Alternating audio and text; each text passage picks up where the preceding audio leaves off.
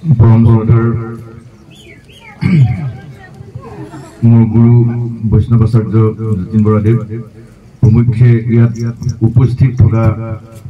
ভক্তসকল আই ভাতৃসকল তথা সকলোলৈকে মোৰ প্ৰণিপাত জনালো। এই যিখন ভক্তি পৰিচয় পুথিভাগ ছাৰে যেতিয়া ৰচনা কৰিছিল তেতিয়া মোক কৈছিলে তুমি এটা দিন এটা আমি ভাবিছোঁ আৰু সেই দিনটোত তুমি যাব লাগিব আৰু এই পুথিখনিৰ এটা কথাও তুমি লিখি দিবা আৰু আমি গুৰু শিষ্য সমন্বিতে সেইখন সেইদিনা মুকলি কৰিলোঁ। আৰু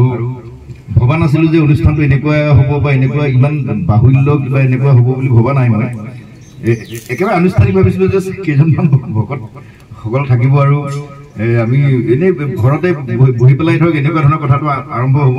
কিন্তু আজি দেখি পেলাই মানে নিজকে অলপ অপ্ৰস্তুত নিচিনা হৈছোঁ। আৰু যি নহওক তেখেতে মোৰ শ্ৰদ্ধাৰ গুৰুদেৱে যে এই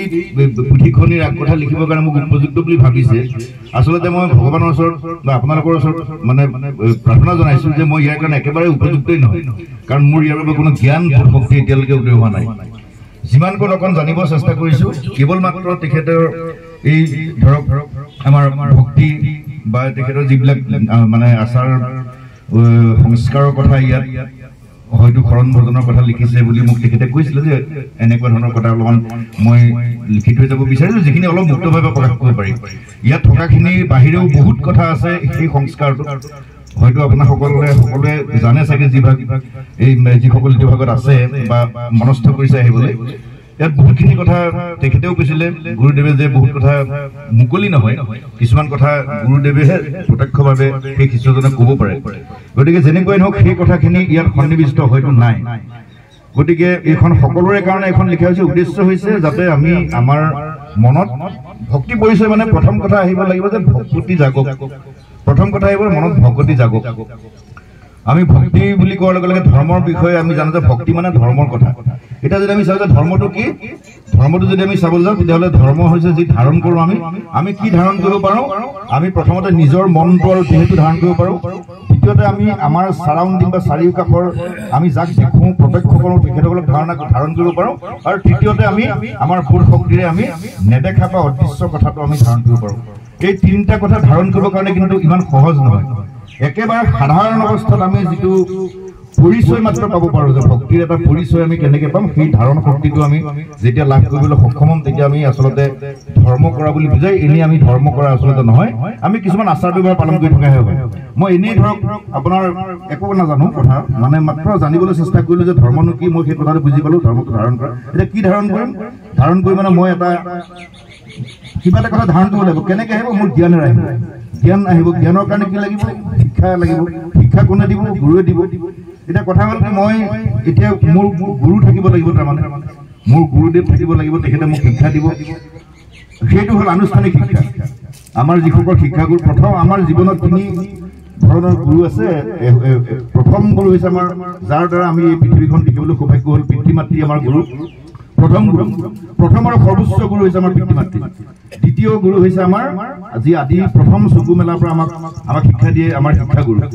আৰু সেই শিক্ষাটো আনুষ্ঠানিকতাত আমাৰ শেষ হয়। আমি কিবা মাষ্টাৰ ডিগ্ৰী কৰোঁ, কিবা ৰিচাৰ্চ কৰোঁ, সেইবিলাকত আমাৰ আনুষ্ঠানিকতা শেষ, সকলোৰে কাৰণে প্ৰায় একে কথাখিনি। কিন্তু জীৱনটো সেইটো নহয়। জীৱনটো হৈছে আমি যে এটা ধৰ্ম বা এটা যে আমি জ্ঞান ধাৰণ কৰিম, সেই জ্ঞানটো আমাৰ প্ৰজ্ঞালৈ মানে নিৰ্বাপিত হ'ব লাগিব। আমি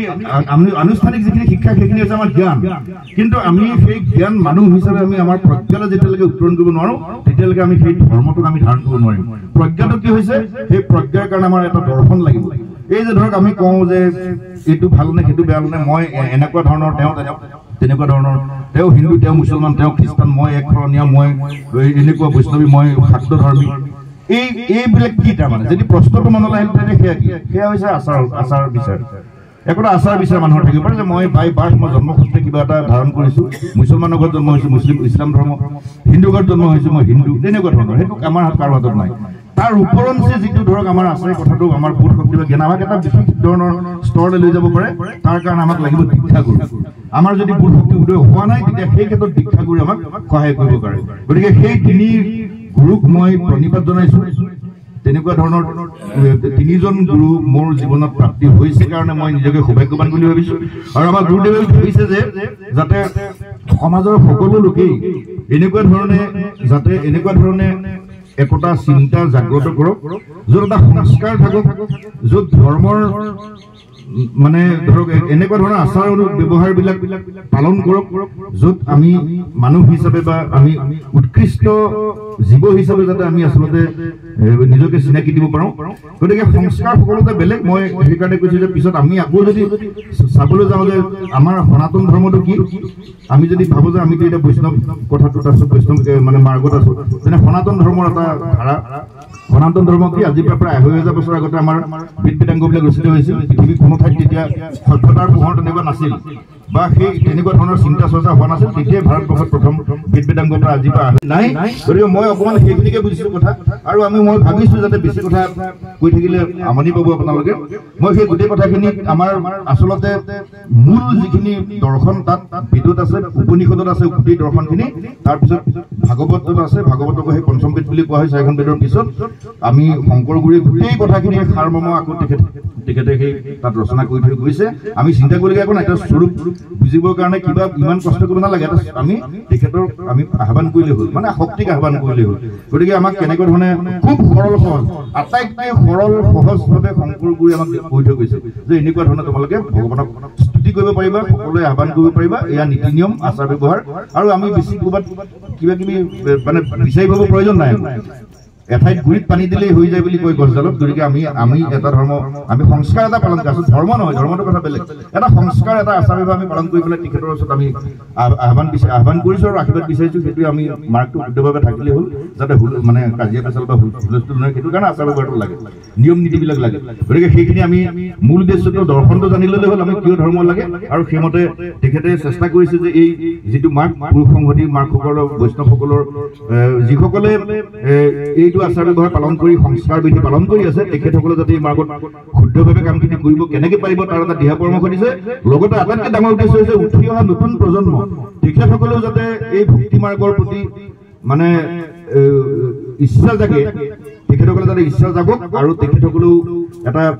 সংস্কাৰ গ্ৰহণ কৰক আমাৰ এই ভক্তি মাৰ্গটো আমাৰ শংকৰ গুৰুৱে গোটেই অসমক দি থৈ গৈছে একো আমি বেলেগ কথা চিন্তা কৰিবলগীয়া নাই গতিকে আমি সকলোৱে যাতে এখন সুস্থ সমাজ কৰিব মূল কথা হৈছে সুস্থ সমাজ আৰু সকলোৰে কাৰণে শ্ৰদ্ধা আৰু মৰম সেইটো হৈছে মূল ধৰ্ম সকলোকে সন্মান কৰা সকলোকে ভাল পোৱা ফাঁকি নিদিয়া চুৰ নকৰা এইকেইটাই হৈছে মূল ধৰ্ম বাকী আচাৰ ব্যৱহাৰবিলাকতো এইবিলাক কিতাপত পাব ধৰ্ম বহুত পাব মূল ধাৰণ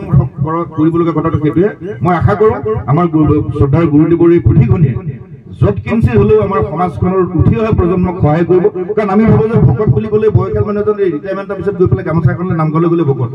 তেনেকুৱা কথাটো নাই ভক্ত সেই কথাটো সৰুৰ পৰাই ধাৰণ হ'ব লাগিব আমাৰ নৱপ্ৰজন্মৰ মাজত একদম স্কুলীয়া অৱস্থাৰ পৰাই আধ্যাত্মিকতা কি কাৰণ আমি আধ্যাত্মিক মানে শক্তি বা আধ্যাত্মিক ভাৱটো যদি নাথাকে আমাৰ সেই মানে যিটো ধৰক আমাৰ আশীৰ্বাদ প্ৰাপ্ত হ'বলৈ আমি লক্ষণ আমি নিজক প্ৰস্তুত কৰিব নোৱাৰিম মানে মনত অহংকাৰ দম্ভ যিমানখিনি থাকে সেইখিনি শৰণত নাইকিয়া হয় সেইটোৱে হৈছে শৰণ আপুনি অহংকাৰ লৈ পেলাই আপুনি কিবা এটা শক্তিৰ কথা চিন্তা কৰিব নোৱাৰে সেই কথাটোৱে হৈছে আমি প্ৰথম কথা ধাৰণ কৰিব লাগিব আমি অহংকাৰ বৰ্জন কৰি আমাক ধাৰণ কৰিব লাগিব এনেকুৱা এজনক যিজনৰ দ্বাৰা এই মানে বিশ্বব্ৰহ্মাণ্ড চলি আছে সেই নিয়তিক আমি ধাৰণ কৰিব লাগিব আমি যিটো ৰূপ দিয়া আছে সেই ৰূপত আমি তেখেতক চিন্তা কৰিলে হ'ল মই ভাবোঁ এই পুথিখনি আমাৰ সকলোকে এটা সকলো এটা অভাৱ পূৰণ কৰিব আৰু ইয়াত উপস্থিত থাকি বহুত ভাল লাগিল আচলতে মই একেবাৰে একো নজনা এজন মানুহ হিচাপে কোনো জ্ঞানবোধ নোহোৱা এজন মানুহ হিচাপে আপোনালোকৰ ওচৰতে মই এই বিষয়ে দুআষাৰ ক'ব পাৰিছোঁ হয়তো পূৰ্বজন্মৰ কিবা ভাল কথা লিখা আছে তথাপিও মোৰ কথাখিনি যিহেতু নজনা মানুহ এজনে কথা কৈছে আপোনালোকৰ ওচৰত গতিকে বহুত ভুল ভ্ৰান্তি হ'বই সেই কথাখিনি আপোনালোকে নিজ গুণে মাৰ্জনা কৰক আপোনালোকে মাৰ্জনা কৰিলে ভগৱানে মাৰ্জনা কৰিব গতিকে মই সকলোকে আপোনালোকক মানে শুভকামনা জনাইছোঁ আৰু মোৰ আপোনালোকে যে মোৰ দুআষাৰ ইয়াত উপস্থাপন কৰিব দিলে তাৰ কাৰণে ধন্যবাদ জনাই মোৰ বক্তব্য সামৰণি মাৰিছোঁ কৃষ্ণ আৰু এই গ্ৰন্থখনি আজি উন্মোচন হ'ল বুলি ঘোষণা কৰিলোঁ